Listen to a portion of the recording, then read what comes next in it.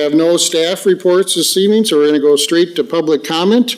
That's for anyone who's in the audience that wishes to speak. Now is your opportunity. Please approach the microphone up here, sign in, and state your name for the record. Speakers will be limited to 2 minutes to deliver their comments. Kevin keeps track of the time. At 1:45, he will raise his hand, and I'd ask that you wrap your comments up at that time. Those speaking are asked to conduct themselves in a respectful manner as they deliver their comments. Audience members are asked to refrain from reacting to comments, and the City Council will not respond directly to comments in this venue or take immediate action in response to them. So the floor is open to anyone who wishes to speak. Yes, ma'am.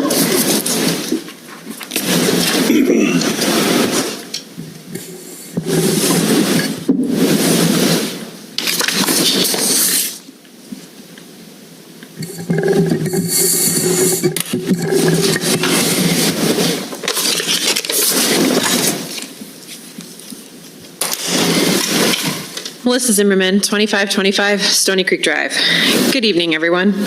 A couple of weeks ago, a tragic accident took the life of a young man in our community, with speeds exceeding 85 miles per hour reported on 3rd Avenue Northeast. A little over a week ago, a high-speed pursuit hit 70 miles per hour through our streets and our parks. That same night, a vehicle was clocked at 114 miles per hour on county roads similar to that of what the East Side Corridor would be. These incidents happened on areas meant for local traffic, where families live and children play. If these kinds of speeds can occur on our streets, imagine the risks of the proposed East Side Corridor, a higher speed road running less than 15 feet from residents' homes. Here's the reality. Nothing we can do can fully control reckless speeds. No planning or enforcement can prevent incidents like these entirely. But if the East Side Corridor is built along 29th Avenue, these types of high-speed incidents would put children playing in their own backyards in serious danger. You can't plan for recklessness. There are no studies. The risk of severe accidents would skyrocket for families living along this route. However, if we move the East Side Corridor out to 34th Avenue, we create a safer buffer between the road and residential areas. This would help protect children in the North Country neighborhood who would otherwise just be feet from the proposed route.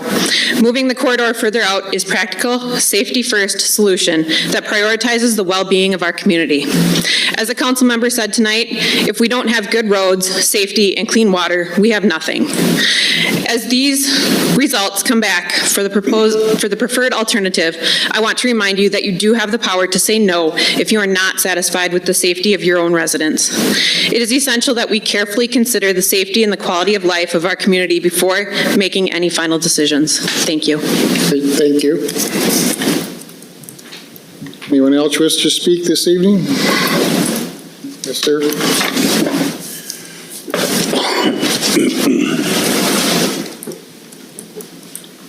Good evening, Matt Sennett, 2519 Stony Creek Drive. Here also to talk to you all about the East Side Corridor. We've heard quite a few times from a few in the city saying that you don't have influence over the project because it's a county project, and that's simply not true. It's $2.25 million worth of influence over the project that the city has, and you have the power to have some say in the safety that this project would have or not have with regard to citizens and residents in the area in the vicinity of where this route's being proposed.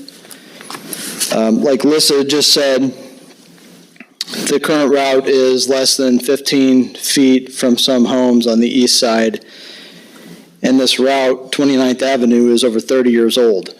It's proposed before any of the developments were out there east side of town. So I too think it makes sense to move it out to 34th Avenue. Many of our residents that are out there also agree with that. And we're looking for the documents to come back from the government here pretty soon, where they'll have recommended alternatives. And as those are being studied, we would look to you to represent us, constituents on the east side of town, to make sure that an appropriate route for this corridor is chosen to keep in mind the safety of all citizens here in town. So we appreciate that in advance, and just want to reiterate that you have the power to influence this project. Thank you. Thank you, sir.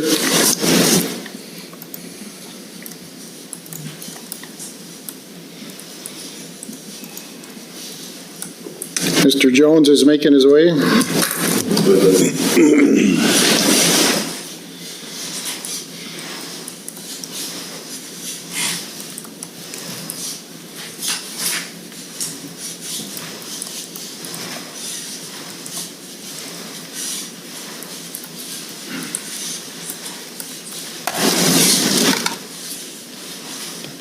Gary Jones, 995 Ridge Road. I'm probably going to be beeped tonight. I apologize for that in advance. Has anyone ever been to Phoenix or South Texas on vacation in July? No, bad idea. Too hot. How about heading to Portland, Oregon when it's raining in April or May? No, another bad idea. How about the Rock River Disc Golf Course in Mineral Springs? It's highly regarded statewide. This is because there's trees and water features. This is what most people like. So is mosquitoes. Now, I'm thankful that the city of Owatonna sprays the parks, but even with that, you go back north into the edge of the course, the bugs will carry you away. I've been there on my scooter. Both of us are just about carried away. Frequent park goer. Soon after the first good frost, the disc golfers show up in droves. The bugs are gone. Vegetation dies back so they can find their discs, and then they look over their shoulder at prime time, and there is a bow hunter sitting right there as they golf after work at the same time they are there, and hunting at the same time moms and dads walk their dogs before and after work. Now, the last 2 years, the temperatures on the first day of the bow hunt have been 78 and 82 degrees. We're taking away some of their best times of the year. That is something to really consider. I think these two smaller parks need to be voted out. Remember, my last deal was a trip to Rochester. How much fun that was. I got to see all these parks, 11 of them. Rochester has no park with the chance of public endangerment that Mineral Springs has. A whole different scenario. If I shook hands with Greg and I walked all the way back to the camera, to the men's room and back, there is a distance of a deer stand at Manthe from somebody's deck. And it's also within about 10 or 15 feet from one on Oakview Drive. So it is close by. I don't play disc golf, but I have kids and kids who will want to and neighbors who do. And I do think it is worth it to try and keep them safe. There hasn't been a deer taken out of Mineral Springs in 3 years. All it does is scare people. All it does is scare people. Please vote and discuss very soon. Try and take Manthe and Mineral Springs out of the running for this. Thank you so much. Great. Thank you, Mr. Jones. Is there anyone else in the audience who wishes to speak this evening? Looks like not, so we'll move on to council comment. And first up tonight is Brent. Nothing this evening.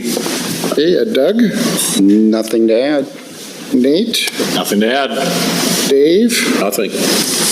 Dan? Nothing to add. Okay, Kevin? Yeah, a couple things. First, there's an article online from the Owatonna People's Press in regards to our healthcare needs in the community.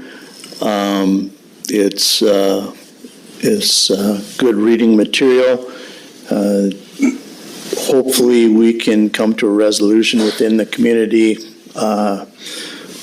Staff and council members, we've spent some time in the last year and 3/4 working on this, trying to work with the two private companies that offer health services. And my hope is that this is a wake-up call to the two corporate entities, and so that we continue to have high-quality services and options for our healthcare in the city.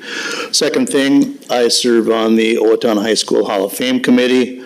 Last week, we lost one of our Hall of Famers, just recently went in, Mr. Keith Bangs. He was a golf coach for many, many years in the city, for the high school here in Owatonna, and just wanted to acknowledge his passing. Thank you. Thank you, Kevin. Chris? Nothing further from me. Okay, Doug's motioning. He has something more he wants to say. Sorry, I meant to mention this. Tomorrow evening at Manthe Park, Councilman Svenby and myself are having a neighborhood meeting in regards to the 3rd Avenue, the street speeds, some crazy things going on up there. Chief Mondale will be with us, and I believe a few of the officers, to just brainstorm and see if we can come up with any great ideas to help that area. So, thank you. Good. Thank you, Doug. The last agenda item this evening is a meeting with the city attorney to discuss the anticipation of a potential civil legal action pertaining to the failure of some of the materials used in the North Cedar Avenue streetscape project. The need for absolute confidentiality of discussions between the council and the city attorney as necessary to consider available legal options to avoid litigation, review possible legal remedies, and possible litigation strategies. This meeting will be closed pursuant to Minnesota State Statute, Section 13D.05, Subdivision 3B. I will now entertain a motion to close this portion of the meeting. So moved. Motion by Nate, do I hear a second? Second. Second by Brent, is there any discussion? All those in favor signify by saying aye. Aye. Opposed? Motion carries.